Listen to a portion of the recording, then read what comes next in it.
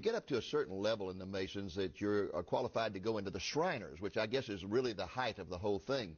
And then you talked about the distinctive headgear that they wear, the fez, and we've seen all these at circuses, at parades. They come down the street on their motorcycles wearing their fez. Tell us, first of all, what is the Shriners, and what is the significance of that fez? Well, you'll see the men in the shrine parades and shrine circus wearing their red fez.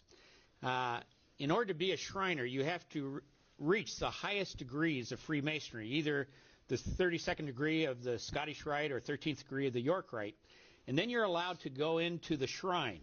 And sadly, many Christians have gone into this, which is hard to understand, because in order to be a Shriner, in the initiation, every Shriner takes a blood oath of allegiance to Allah as his God and Muhammad as his prophet.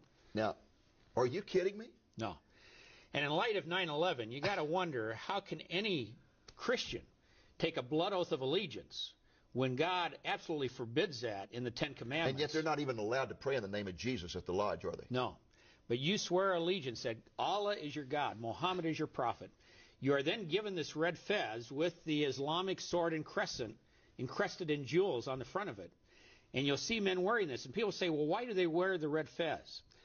It is because, if you study history, during the 7th and 8th century, as the Muslims swept across North Africa, they came to Fez, Morocco.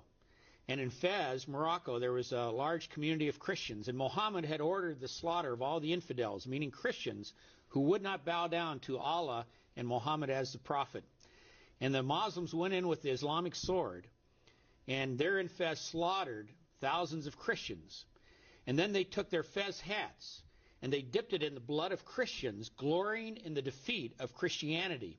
And that's why the fezes are red, representing the blood of Christians defeated by the Islamic sword, which they have encrusted in jewels on the front. And there are Christians who walk around wearing this hat, and Dave, to be honest, it's an abomination in the eyes of God.